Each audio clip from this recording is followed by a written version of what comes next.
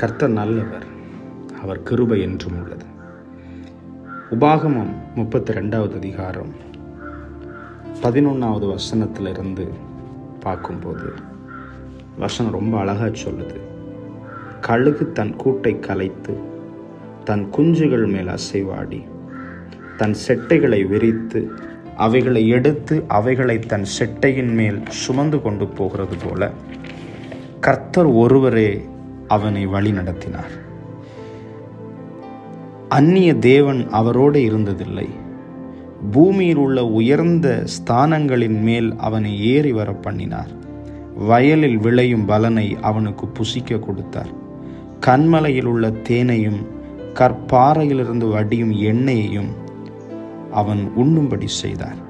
பசுவின் வெண்ணெயையும் ஆட்டின் பாலையும் பாசானில் மேயும் ஆட்டுக்குட்டிகள், ஆட்டுக்கடாக்கள், வெள்ளாட்டு கடாக்கள் இவைகளுடைய கொழுப்பையும் கொழுமையான கோதுமையையும் இரத்தம் போன்ற சுயமான திராட்சரசத்தையும் சாப்பிட்டாய்.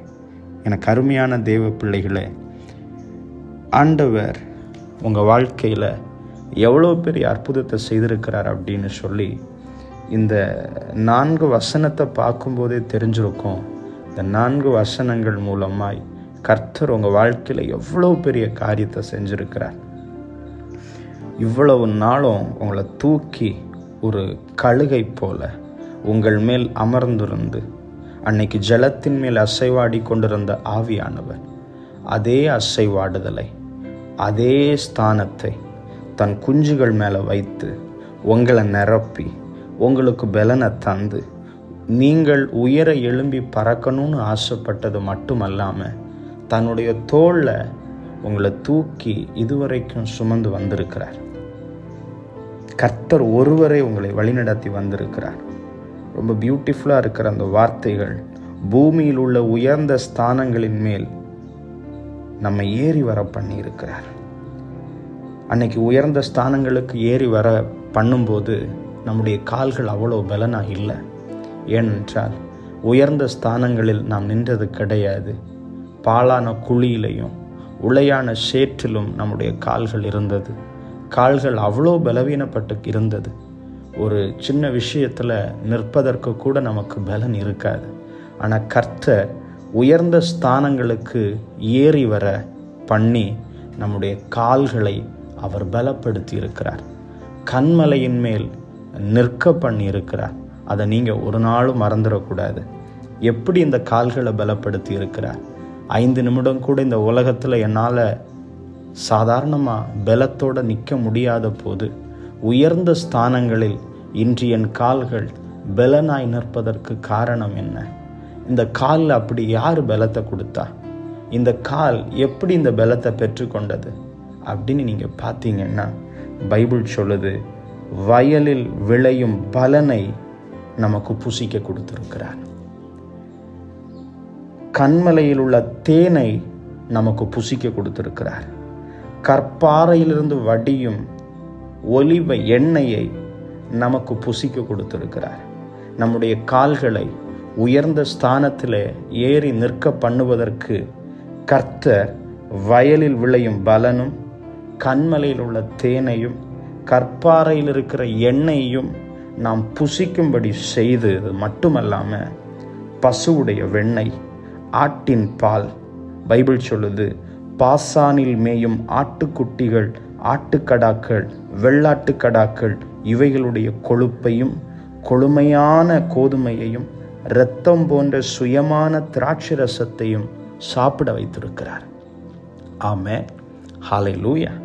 ஆண்டவர் உங்கள் கால்களை பலப்படுத்துவதற்கு தேனை கொடுத்து, எண்ணெயை கொடுத்து, வயலில் விளையும் நல்ல பலன்களை கொடுத்தது மட்டுமல்லாமல் நல்ல பசுவின் வெண்ணெய், ஆட்டுடைய பால், பாசானில் மேயும் ஆட்டுக்குட்டிகள். இந்த பாசான் அப்படின்னு சொல்லும்போது அது எதை குறிக்குதுன்னா வெல்த் அண்ட் பவர், ஐஸ்வர்யத்தையும் பலத்தையும் குறிக்குது, செழிப்பை குறிக்கிறது பாசான்.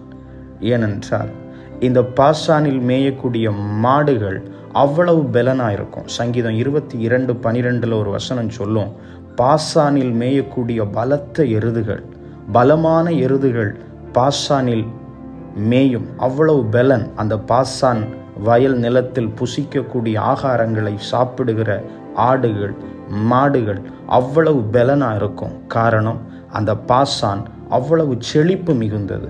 எரேமியா 50:19 ஒரு வசனம் இவ்வளவா சொல்லும், இஸ்ரவேல் ஜனங்களை நான் திருப்பி ஸ்தானத்துக்கு கொண்டு வருவேன், கொண்டு வந்து பாசானில் அவர்களை மேயும்படி செய்வேன், பாசான் நிலத்தின் ஆகாரங்களை அவர்களுக்கு கொடுப்பேன் அப்படின்னு கர்த்தர் சொல்லியிருக்கிறார்.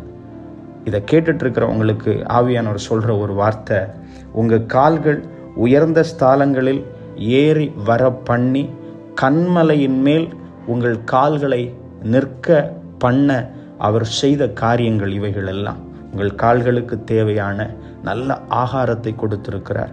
பாசானிலிருந்து செழிப்பு மிக்க பகுதியிலிருந்து கர்த்தர் உங்களுக்கு நல்ல பலனை கொடுத்திருக்கிறார்.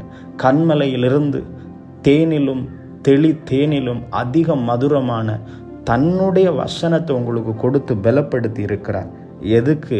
உங்கள் கால்களை உயர்ந்த ஸ்தானத்தில் நிற்க பண்ணும்படியாக. இப்போது நீங்கள் உயர்ந்த ஸ்தானத்தில் நின்று கொண்டிருக்கிறீர்கள். இந்த உயர்ந்த ஸ்தானத்தில் நின்று கொண்டிருந்து இந்த ஸ்தானத்தை நீங்கள் பார்க்கக்கூடாது. உங்கள் கண்கள் இந்த உயரத்தில் கொண்டு வந்த உன்னதத்தில் வாசம் பண்ணுகிற என் தேவனுடைய சிங்காசனத்தை, என் தேவனுடைய சமூகத்தை பார்க்கிற கண்களா இருக்கட்டும். அதை பார்த்து நீங்க நன்றி செலுத்துங்க. ஆனா இவ்வளவத்தையும் செய்து கால்களை பலப்படுத்தின இந்த இஸ்ரவேல் ஜனங்கள் எப்படி இருந்தார்களாம்? யெசூரன் கொழுத்து போய் உதைத்தான். தம்பி, எந்த கால்களை அவர் பலப்படுத்தினாரோ, எந்த கால்கள் அடிமைப்பட்டு தேசத்துல கிடந்ததோ, கால்களால நிற்பதற்கு கூட முடியல, அந்நிய தேசத்துக்குள்ள பலனற்று போய் கிடந்த உன் கால்களை வனாந்தரத்துல போஷித்து உன்னை பலப்படுத்தி உன் கால்களுக்கு பலனை தந்து உன்னை உயர்ந்த ஸ்தானத்துக்குள்ள கொண்டு வருவதற்காக உன் கால்களை மான்களின் கால்களைப் போல துள்ளி குதிக்க பண்ணி இருக்கிறார்.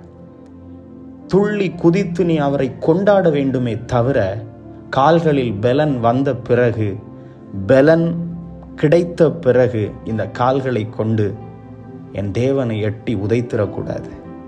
என் ஆண்டவருடைய சமூகத்தை எட்டி உதைச்சிடாதீங்க. கண்மலையை எட்டி உதைச்சிடாதீங்க. கற்பாறை எட்டி உதைச்சிடாதீங்க.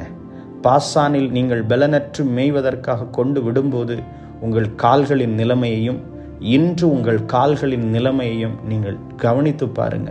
உங்கள் கால்களை கர்த்தர் அவ்வளவு பலனாய் மாற்றி இருக்கிறார். இந்த பலன் எதற்காக தெரியுமா?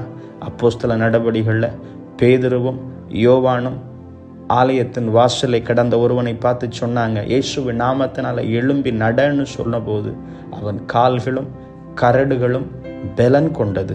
அவன் துள்ளி குதித்து கர்த்தரை மகிமைப்படுத்தினான். உயர்ந்த ஸ்தானத்தில் உங்கள் கால்களை கர்த்தர் வைப்பதற்கான நோக்கம் நீங்கள் அவரை உயர்த்துவதற்காக, அவரை மகிமைப்படுத்துவதற்காகவே தவிர பலன் வந்த பிறகு அவரை நீங்கள் எட்டி உதைப்பதாக இருக்கக்கூடாது. உங்கள் கால்கள் அவரை துதிக்கட்டும்.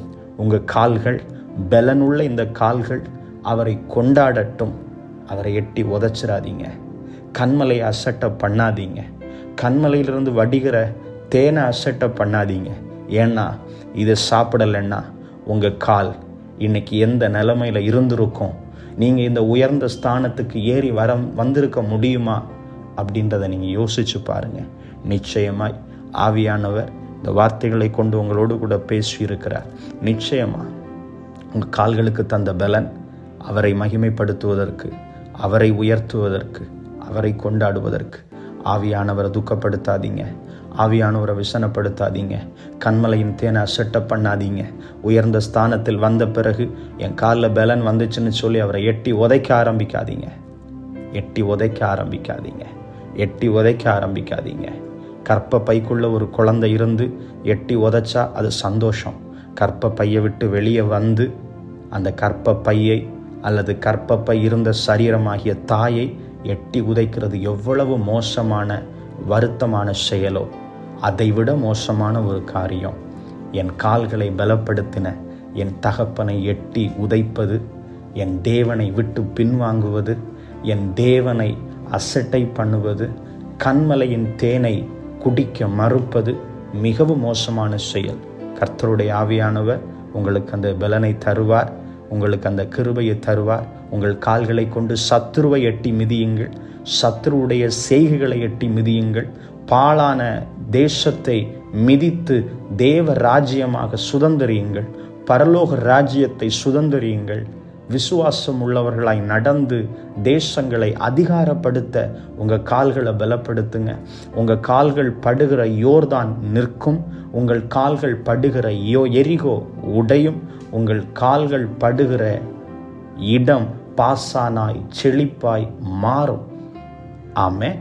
கர்த்தர் நல்லவர், அவர் கிருபை என்றும் உள்ளது. ஹல்லேலூயா. Thank you all.